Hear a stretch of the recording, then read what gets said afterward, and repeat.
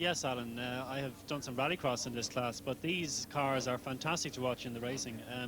Very, very popular class. There's over 60 registered drivers racing in the Fiat Challenge, and a mixture, as you can see, of the older Fiat 128 and also the newer Fiat Ritmo. And the Ritmo really is the car to beat here today. And of course, the nickname that they have, which is very justified, is Fiat Nams. And I think it probably sums up the whole spirit in the racing. Number 51, where we're just, there's the front row, that's the outside of the front row, Warren McAllister there, Nigel Burgess we saw a second ago, and some fairly multicolored jobs. And there's the quickest of the 3P Fiats, that's Robert Jolly and Marcus Hayes, the son of the gentleman we just saw, who will be racing in the Group N class. And a feature of these cars, the incredible engines, the 1300cc, absolutely standard engines, but they rev to 9,000 revs. They're almost like a racing engine in completely standard trim. So really a grid full of screamers at it. And they seem to be virtually indestructible as they set up on the warm-up lap. Just to stress, this is just the warm-up lap. And this is the lap when you have the last opportunity to check out everything. The speeds, of course, in comparison to the single-seaters will be way down, but that doesn't detract any one bit from the spectacle of these Fiats, because really they are a great crowd favourite, all because of the close racing, and sometimes the tactics that have to be adopted to get past. Yes, they're very close indeed. Absolute nose-to-tail racing, door-to-door racing. This is really, the speed is irrelevant to some extent. Whether they're racing at 60 or 70 miles an hour or 80 miles an hour, it really doesn't matter. They're very, very close. So down they come, down into the far end of the circuit. We see Mark Cuff there in the middle there. Cuff Models, the gentleman who has been helping us out over the weekend with the lap charts. And he has just taken up racing after being a rather frustrated official and marshal in past years. Now decided to have a go. And really, people sometimes say that motor racing is the unattainable dream for people because it's just too expensive. It's not so. In the Fiats, it really is quite obtainable. It is indeed, and this is an entry-level saloon category to some extent. It's a budget category. It's quite possible to put a 128 on the grid for this race, for example, for between 800 and 1,500 pounds. And indeed, you could be out in what is essentially a state-of-the-art Ritmo, a Fiat Ritmo, for less than 2,000 pounds. So it is a budget class, and it's one of the reasons why it's so popular, and indeed one of the reasons why it's so popular with the spectators. And the popularity is reflected in the fact that we have to run qualifying races because there's a B championship going for this class as well, and indeed a championship for the 128 cars. That's the little 128 just going through picture there. They used to be the state-of-the-art in this class until the Ritmos were allowed in about a couple of years ago, and in fact they had to handicap the Ritmos a little bit, but still they are the quicker of the two machines, being the more modern car. They are more modern. They have a stiffer chassis, a stiffer shell, but they are a heavier car, and consequently they try to compensate for this by allowing them to run things like Perspex windows. They take the seats out of the Ritmos, they take the trim out, whereas the 128 must run in completely standard form. So you have a mixture of two different specifications here. Hand going up, and David Hammond's car signifying that he's coming round to the start. That's the standard procedure, and you probably saw a few close-ups of David Hammond's car, and you probably saw a very non-standard dent just behind the driver's door, which I don't know, must have happened in practice this morning. But there is quite a lot of bodily contact, hopefully not intentionally, but sometimes unavoidable in this class, so you can expect the odd scrape or dent. So David Hammond will be on pole position in his beautifully turned out car, apart from that little extra addition at the back door there. And Nigel Burgess alongside him. There he is, Nigel Burgess, many years experience in Grand Touring cars. Then on the outside, computer programmer Warren McAllister, he's from Dublin. And that's his first time on the front row, so with his spotty machine, I'm sure he's very happy about that. Well, David Hammond is a man with a lot on his mind now. He's lying second in the championship. He's looking to clinch the championship title today, and what a great way to start on pole position. So he'll be looking to win in front of the cameras and hopefully wrap up the championship today as well. So the quickest of the 128s on the second row of the grid, that's Robert Jolly and Marcus Hayes. Then Glenn Smith, David O'Leary, David Ryan, Richard D, Tommy Byrne, very famous name in motor racing, but not the Tommy Byrne that now, of course, races in England. Then Mark Cuff, our erstwhile lap charger, Peter Geraghty, John Kennedy, Michael Conway, Aidan Byrne, and the rest, and off they go. We have the Fiat Lambs approaching the first corner in unison at the moment, with David Hammond just about having the advantage, certainly on the right line on the inside. Burgess in second place, but sneaking through to third place, I think it was Robert Jolly. Yes, a very good start from Robert Jolly there, but no, Warren McAllister grabs back that third position. And what a tremendous start. Look how close this is. I mean, it's like a traffic jam on the Nace-Chule carriageway, but this is 80 miles an hour. Down they come, down the back straight to this very difficult double apex bend, and certainly David Hammond not a bit worried about getting right onto pace in the very opening lap. Very often drivers take it fairly gently on the opening lap, but he's right up his tailpipe now is Nigel Burgess. So the two Ritmos, the three Ritmos in fact, beginning to pull away fractionally, but only fractionally, from the 3P Fiat of Robert Jolly. And then I think it's Marcus Hayes. We'll have to check the numbers as they come past us. Well, in fact, I think it might indeed be Marcus Hayes in fourth place, the top 128 runner there. So we'll have to check that. But a good showing from Hayes if it is. Yes, it's Marcus Hayes in fourth place. So what an excellent showing there, son of John Hayes that was talking to us earlier on. Down they come to complete the first lap. David Hammond on the left. Burgess just tucking in behind them now. Warren McAllister, then Hayes. Heavy on the braking. See the nose dipping down. There's Hayes. Then the next up is number 33. That's David O'Leary. And then the whole rest of them file through that corner, fighting for space, fighting for grip. And a lovely close-up shot of that adverse camber left-hander before the long straight, one of the fastest parts of the circuit, one of the trickiest bends. Well, indeed, that adverse camber bend, air-cell corner, it's not for the faint-hearted, and especially in the Fiats, these cars are inclined to lean a little bit. They don't exactly have very, very modern suspension systems in them. So as we can see there, David Hammond's car just leaning through the S's there. Quite a tricky car to drive. They have a tendency to understeer all the time. That's to say the car doesn't really want to go around the corner. You really have to force it. Nice close-up of Warren McAllister there, and just look at the car in the background, that 3P. It's doing crazy antics. Marcus Hayes is right over the limit. There he goes, through picture now. Then we have David O'Leary just in behind him, but he's really trying to keep this out-of-date machine up with the Ritmos in tremendous style. Well, David Hammond stamping his authority on this race now, just 2 laps complete, and already he's pulling out a cushion on Nigel Burgess. Warren McAllister there still in third place, and indeed Warren McAllister beginning to put some pressure on Nigel Burgess now for second place, looking for a way past. There's not a lot of room. These cars, full-size saloon cars, so Warren McAllister will be looking for a space. So 2.5 laps about now completed, and no doubt about the leader, David Hammond. David Hammond pulling out a little bit as they come up over the rise, down, back into the main arena of the circuit. Warren McAllister still keeping the pressure there on Nigel Burgess.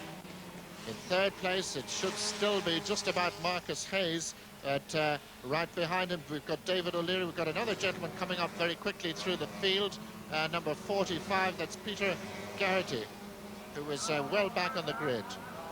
Yes, Peter Geraghty, a very talented driver. He just started in competition the year before last in auto testing, and moved into the Fiats last year. There's young Marcus, look at that. With the mirror full of Ritmos behind him. And very young gentleman, just started racing. Great racing family, of course. His brother Owen being very much a front runner in Formula Ford, and his father, who has raced and rallied for about 30 years, going to be on the front row of the Group N saloons later on in the afternoon. Yes, Marcus Hayes, a very good performance there. He's lying in contention for the 128 championship, so he'll be looking for championship points today. But there's our race leader, David Hammond. Already seems to have this race under control now. He's a bank official with Allied Irish Bank, and he's specialising in the marketing department, and indeed marketing in his spare time for the Fiat Championship, doing some public relations work for that. You can see them right up on 3 wheels as they come through that left-hander there at Subaru. you know, locking up the brakes, front-wheel drive. It's a fairly common characteristic of front-wheel drive cars, right on the limit. Warren McAllister, I thought, was going to make a big challenge on this lap, but he's dropped back a little bit. Well, interestingly enough, we see from our lap charts now that David Hammond is lapping quicker than he has ever lapped in Mondello before. I think before today, his best lap time has been a 1 minute 16.8, and he's already done a 1 minute 15.8. So he's gone 1 whole second quicker than he's ever lapped this track before. So this is a measure of how determined he is to win this race in front of the cameras and indeed to win the championship. Coming out a little bit wide there, out of that hairpin, but getting it back across the track, it's a tricky corner because in a comparatively underpowered cars like these Fiats, you can lose a little bit of time by running wide there. But now young Mr. Marcus Hayes has got the circuit virtually all to himself back there in 4th place. Easy leader of the 128 class.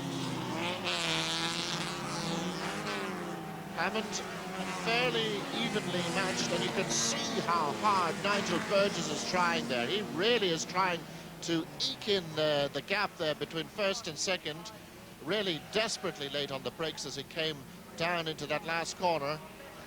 Yes, we can see a tendency with these Ritmos. They're inclined to lock up the back wheels a little bit under braking. Again, it's partly the dive in the suspension. Under braking, the car dives forward, the back wheels get light, and they're inclined to lock up. So little puffs of smoke coming from the back wheels. And this is the one time on the circuit that they get a chance to have a little bit of a rest, because it's just pedal to the metal, absolutely, down that straight, down the Dunlop straight, before they go desperately late onto the brakes. Understeer, you can see the car wanting to push the nose straight on as they put the lock on. That's a characteristic of front-wheel drive. And the 3 Ritmos have pulled out now quite a gap before we see Hayes' 128 in 4th place. And behind Marcus Hayes now, we have David O'Leary, and behind David, Robert Jolly. So it's quite close in the 128 battle. Robert Jolly followed by number 55, Chris Toomey, who again has come up from the back row of the grid, so he's making progress during the race. And there's Warren McAllister. Warren is a computer programmer with NCB Stockbrokers, so this is how he relaxes on a Sunday afternoon. Number 18, we notice, has retired from the race, so he's out of it, I'm afraid. And I don't know who thought up Warren McAllister's colour scheme with the spotty car there in 3rd place, but it's certainly one way of getting noticed at the racetrack. Well, we just saw the thumbs up sign there from David Hammond, just signalling to his pit signalling crew that he knows how many laps are gone, he knows what he still has to do, and at this stage it's almost like peeling an orange. He's unlapping the race and getting hopefully to the last lap. Well, I suppose you could say at the moment that Nigel Burgess is knocking the spots off Warren McAllister in 2nd and 3rd place, but there's nobody who seems to be able to deal with the bank official up front, who is really depositing his little Ritmo very much in command and using all of the track and a little bit more of Mr. Bahrain's property here, as he went right out over the curb that time onto the loose stuff. Yes, David Hammond, you can watch the inside back wheel there, just almost lifting off the deck. Indication of how hard these cars are trying. David finished 4th in the B Championship last year, and indeed the year before last, but this is his best year ever in the Fiat Championship. He's hoping to win this championship this year at this race today. The times actually are not just quite as quick as they were earlier on. They were lapping in the 1:15.8s, the late 1:15s, and now to the 1:16.52 there in the last lap. But that's probably because brakes are getting a bit worn out, tires are getting a bit overheated. So just to recap, as they begin another lap, it's David Hammond from Nigel Burgess from Warren McAllister, and then Marcus Hayes, the first of the 128s, away back in 4th place, being outclassed by the superior design of the Ritmos. Well, what's on the minds of most of these drivers now, of course, is getting through to the all-important Fiat final. This is not, let's not forget, a qualifying race. The top 10 finishers here will go through. But that's not what's on the mind of this man, David Hammond. He wants to win. His ambition, stated ambition this morning, was to win in front of the TV cameras, and that's exactly what he looks like he's going to do. They have completed now 7 laps of this 10-lap race, and remember, it is the first 10 in this qualifying race that get through into the Fiat final. Later on, they have just and Warren McAllister getting into all kinds of shapes as he came into Barham that time, and that'll not have done his time any good, but strangely, he hasn't really lost touch with Nigel Burgess, despite that bit of a Gilhooly. No, these cars very, very evenly matched now. David Hammond has done well indeed to pull out even that much of a lead, but Warren McAllister, yes, perhaps beginning to lose touch now with Nigel Burgess. Well, Colin Doherty, I don't know who it was that thought up the Fiat idea first. We're going to see this again. Now watch the spotty car in the background. Look at the angle he comes in there. Comes over the hill, he's got the brakes all locked on. He has to put a bit of opposite lock on to correct it, but he certainly wasn't phased out by it. Certainly not. Well, we just see from our lap charts now that a man who's absolutely storming up through the field is number 55. That's Chris Tormey. Chris Tormey started almost from the back of the grid, virtually in, I think, third last position, and he's now up to 5th place in the race. So what an extraordinary performance from Chris Tormey in number 55. So there's the first 3 as you see them coming up into Barham Bend, the second of the hairpins in this Mondello circuit. Then we have 4th place man, that's Marcus Hayes in the 128, and he should be followed by number 33, David O'Leary. And then we have 55, and here's the man that's really been making all the progress. In 5th place, Chris Tormey, and he's having an excellent race, and he's certainly managing to qualify for the Fiat final. Qualifying in comfort, but we're back with the leaders. David Hammond now on his way, not under any big threat from Nigel Burgess, and really it's something of a stalemate now, Alan. Nobody is really closing on anyone else, and I think they've all decided to settle their positions now for the final. Extraordinarily well behaved, let's face it, for Fiats. Normally we get all kinds of wars, even in the qualifying races, but maybe everybody's been very sensible, realizing 10 places available. If we're in any one of those 10 places, preserve the cars. They're going to have a very hectic further 10 laps later in the day. That time, David Hammond onto the grass a little bit as he turned in. There's Warren McAllister, still in 3rd place, but Hammond, he's certainly still trying because he's drifting right out onto the curbs. Up it comes over the hill, that lovely shot. And this time, it was Nigel Burgess who did the lock-up. Down they come to the checkered flag. David Hammond is going to take it. And indeed he does. Nigel Burgess in 2nd place. Warren McAllister 3rd. And then we have a fair old gap before we get Marcus Hayes. Lovely performance from David Hammond. So there's Marcus Hayes, and he was in fact very nearly caught by David O'Leary. There's number 55 just going through there, and it was Chris Tormey as the rest of the Fiat struggle home. Of course, all important to get up to 10th place, and but no doubt whatsoever about David Hammond, the easy winner. Our commentator